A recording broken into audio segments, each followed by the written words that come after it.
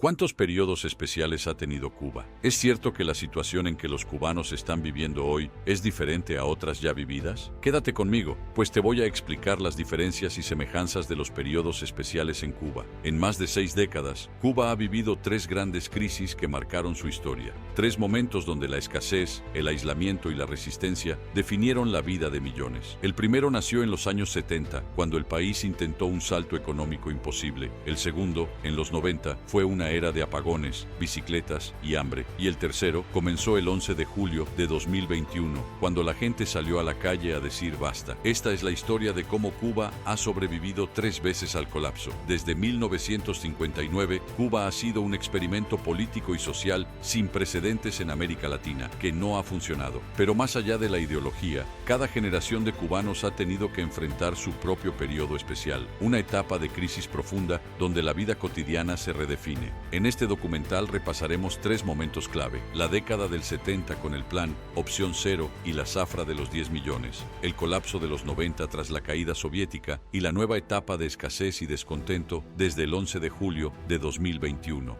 A comienzos de los años 70, la revolución buscaba consolidar su independencia económica. Fidel Castro lanzó la ambiciosa zafra de los 10 millones, una meta de producción azucarera que debía demostrar la fuerza del socialismo cubano y que no funcionó. Sin embargo, pese a la movilización nacional, estudiantes, obreros e incluso militares sin experiencia puestos al frente de fábricas y campos, la meta nunca se alcanzó. La economía quedó exhausta, la agricultura desorganizada y el país más dependiente que nunca del bloque soviético. En paralelo, se diseñó el Plan Opción Cero, un protocolo de emergencia para sobrevivir sin petróleo ni importaciones, por si Estados Unidos endurecía el embargo o la URSS fallaba en el suministro. Aunque nunca se aplicó por completo, marcó el inicio de una mentalidad de supervivencia que acompañaría a Cuba durante décadas. ¿En qué consistía este plan? Sustitución del transporte motorizado. El primer punto planteaba reemplazar casi por completo los vehículos con motor. Se priorizaba el uso de bicicletas, carretas, animales de tiro y transporte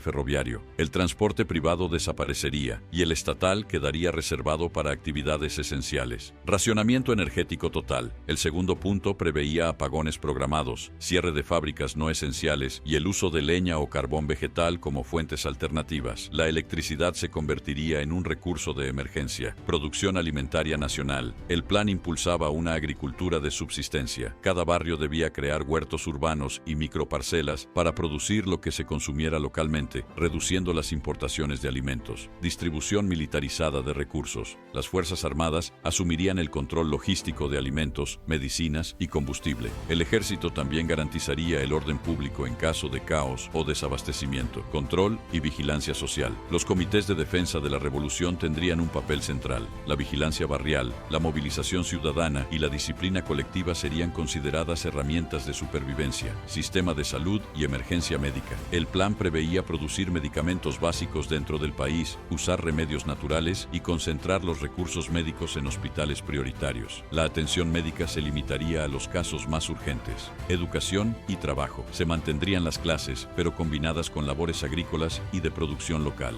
El trabajo voluntario y la autosuficiencia se promoverían como deber moral y patriótico. Defensa nacional. Las Fuerzas Armadas se reorganizarían para operar con recursos mínimos. La población civil recibiría instrucción militar básica y entrenamiento en defensa territorial. Comunicaciones y propaganda. El Estado controlaría completamente los medios de información. La comunicación se centraría en mantener la moral y difundir mensajes de resistencia, ahorro y unidad nacional. Organización social y moral revolucionaria. El último punto del plan apelaba a la conciencia colectiva. La consigna era resistir a cualquier costo. El sacrificio, la disciplina y la lealtad al proyecto revolucionario se presentaban como las claves para sobrevivir sin aliados externos. El Plan Opción Cero fue una preparación para lo impensable, una Cuba sin petróleo, sin comercio y sin ayuda extranjera. Aunque nunca se aplicó por completo, sirvió de base para las medidas del periodo especial que vendría tras la caída de la Unión Soviética. El periodo especial 1990 al año 2000. Cuando cayó la Unión Soviética en 1991, Cuba perdió su principal fuente de comercio, combustible y alimentos. El país entró en lo que oficialmente se llamó periodo especial en tiempos de paz. Los apagones podían durar durar hasta 18 horas. El transporte colapsó y las calles se llenaron de los llamados camellos, enormes autobuses improvisados para mover a la población. La dieta cambió radicalmente. Se popularizaron comidas hechas con cáscaras de plátano, bistecs de toronja y sopas diluidas. Ante el colapso económico, el gobierno permitió el uso del dólar estadounidense y abrió pequeños espacios al turismo y a la inversión extranjera, medidas impensables en la década anterior. Fue una época de resistencia, pero también de resignación. El ingenio popular se convirtió en una herramienta de supervivencia, desde bicicletas adaptadas hasta cocinas solares caseras. Cuba sobrevivió, pero a un costo humano enorme. ¿Cuáles fueron las causas que llevaron a que Cuba viviera un segundo periodo especial? La caída del bloque socialista y la desintegración de la URSS. Durante más de 30 años, la economía cubana dependió del comercio con la Unión Soviética y Europa del Este. Cuba recibía petróleo, alimentos, fertilizantes, maquinaria y créditos a precios preferenciales y exportaba azúcar y níquel a precios por encima del mercado mundial. Cuando la URSS colapsó entre 1989 y 1991, ese sistema de intercambio desapareció de un día para otro. El país perdió el 85% de su comercio exterior. Crisis energética. Sin el petróleo soviético, el transporte, la industria y la generación eléctrica colapsaron. Los apagones se volvieron cotidianos. El transporte público casi desapareció y la vida diaria cambió drásticamente. El plan Opción Cero, que había sido teórico, empezó a aplicarse parcialmente. Desabastecimiento generalizado. La pérdida de importaciones trajo una escasez severa de alimentos, medicinas, piezas industriales y materias primas. El sistema de racionamiento se tensó al límite. Productos básicos como el jabón, la leche o el aceite desaparecieron durante meses. Caída del ingreso nacional. Las exportaciones se desplomaron junto con los ingresos del Estado. Las fábricas trabajaban a una fracción de su capacidad. El PIB cayó más de un 35% entre 1990 y 1993, uno de los descensos más bruscos en tiempos de paz en América Latina. Aislamiento internacional. Con el fin de la Guerra Fría, Cuba perdió influencia diplomática y apoyo financiero. Además, Estados Unidos reforzó el embargo comercial mediante leyes como la Torricelli en 1992 y Helms-Burton en 1996, dificultando aún más el acceso a mercados y créditos internacionales. Medidas internas de emergencia. El gobierno respondió con un programa de racionamiento, austeridad y reorganización económica. Se permitió por primera vez la circulación del dólar, el trabajo por cuenta propia limitado y la apertura parcial al turismo extranjero y la inversión extranjera. Estas medidas mitigaron la crisis, pero también crearon desigualdades económicas nuevas, impacto social y migratorio. El descontento popular creció por la escasez y las privaciones. Entre 1993 y 1994 ocurrieron manifestaciones espontáneas y el éxodo de los balseros, cuando más de 30.000 personas intentaron salir del país por mar. Fue un punto de inflexión que marcó el fin de la etapa más dura del periodo especial. El periodo especial de 1990 fue el resultado directo del colapso del bloque soviético, sumado a la dependencia estructural de Cuba de ese sistema. La falta de diversificación económica, el aislamiento internacional y las políticas internas centralizadas profundizaron la crisis. Más que un momento, fue una década de resistencia y transformación forzada, cuyos efectos sociales y económicos aún se sienten en la isla. El nuevo periodo especial, 11 de julio del año 2021. El 11 de julio de 2021 marcó un punto de quiebre. Tras la pandemia, la caída del turismo y un endurecimiento del embargo, la economía volvió a colapsar, pero esta vez el silencio se rompió. Miles de personas salieron a las calles en distintas ciudades gritando libertad, en la protesta más grande desde 1959. Las redes sociales amplificaron la frustración.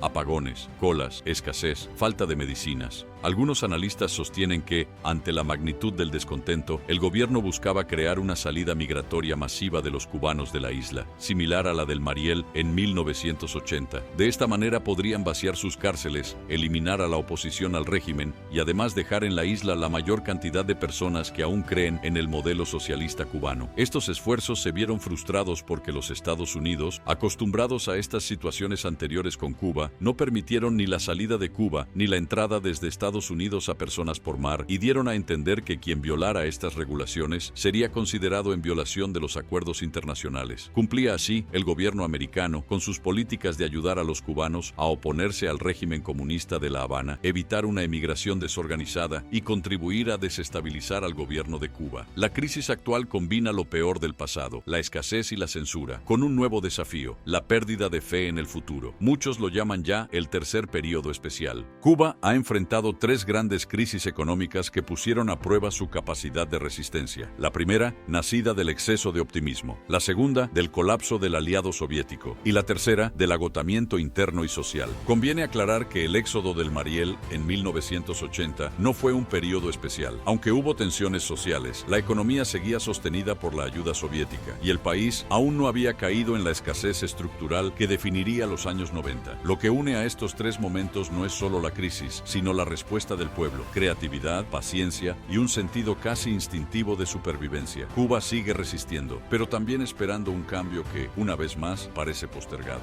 Si te interesa entender cómo las crisis moldean la historia, suscríbete y comparte este video. En el próximo episodio exploraremos la verdadera historia de las Paladares en Cuba.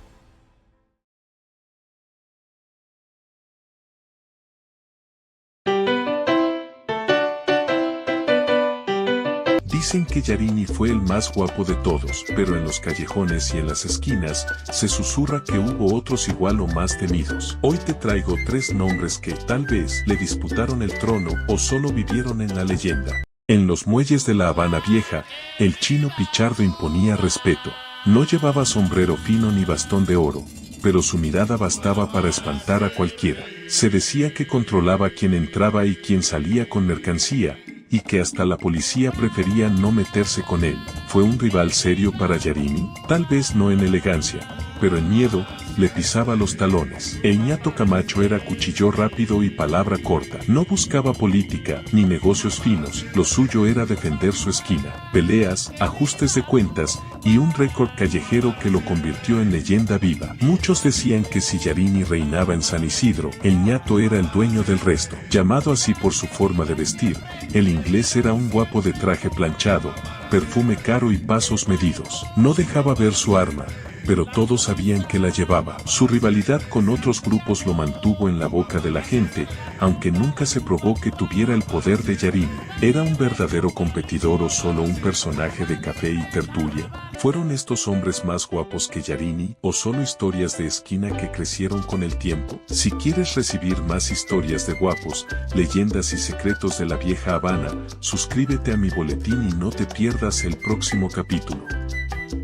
Antonio Maceo, conocido como el Titán de Bronce, fue uno de los líderes más emblemáticos de la Guerra de Independencia de Cuba. Su valentía, estrategia militar y liderazgo lo convirtieron en un símbolo de resistencia y en un objetivo constante para sus enemigos. Hoy exploraremos los intentos más impactantes por acabar con su vida, intentos que reflejan tanto su importancia como la desesperación de sus adversarios. Intento de envenenamiento en Costa Rica. El primer caso que nos llama la atención ocurrió en 1894, mientras Maceo vivía en el exilio en Costa Rica. Aquí, las autoridades españolas conspiraron para envenenarlo durante una reunión social. Un informante, simpatizante de la causa cubana, logró advertir a Maceo a tiempo. Gracias a esta valiosa información, el general evitó el evento y con ello, un destino fatal. Este intento no solo muestra hasta dónde llegaron las autoridades coloniales, sino también la red de apoyo y lealtad que rodeaba al Titán de Bronce. Emboscada en Mangos de Mejías durante la Guerra de Independencia, los intentos de asesinato tomaron formas más directas. Un ejemplo dramático fue la emboscada en Mangos de Mejías, en 1896. Los españoles concentraron tropas en un esfuerzo por capturarlo o matarlo, pero Maceo, con su aguda estrategia militar, logró eludir la trampa. Sin embargo, esta operación preludió el trágico final del líder cubano. El 7 de diciembre de 1896, en otra batalla, Maceo fue gravemente herido por un disparo, marcando el fin de su vida en combate. Aunque su muerte no fue resultado directo de la emboscada, esta muestra la intensidad de los esfuerzos por eliminarlo. Sobornos y traiciones, pero no solo intentaron asesinarlo físicamente. Las autoridades coloniales también intentaron corromper a los cercanos a Maceo. Grandes sumas de dinero fueron ofrecidas a sus oficiales y soldados a cambio de traición. Sin embargo, estos intentos fracasaron rotundamente. La lealtad hacia Maceo era inquebrantable, consolidando su posición como un líder respetado y admirado por sus hombres. Ataque sorpresa. La guerra también estuvo marcada por constantes ataques sorpresa. Los colonizadores usaron espías para intentar predecir los movimientos de Maceo y emboscarlo, pero su habilidad estratégica y su instinto militar lo convirtieron en un rival formidable. Una y otra vez, Maceo esquivó los peligros que habrían acabado con cualquiera menos experimentado. Reflexión y legado. La vida de Antonio Maceo fue una lucha constante contra la opresión, marcada por intentos incansables de sus enemigos para silenciarlo. Sin embargo, su muerte en combate en 1896 no detuvo el movimiento independentista. Por el contrario, su sacrificio lo convirtió en un mártir, un símbolo de la lucha por la libertad y un ejemplo de resistencia para generaciones futuras. Antonio Maceo no solo fue un guerrero, sino un faro de esperanza para Cuba. Su legado continúa vivo, recordándonos que la justicia y la libertad siempre valen la pena, sin importar los riesgos. Si te ha inspirado esta historia, no olvides suscribirte, darle like y compartir este video. Mantengamos vivo el legado de aquellos que lucharon por la libertad.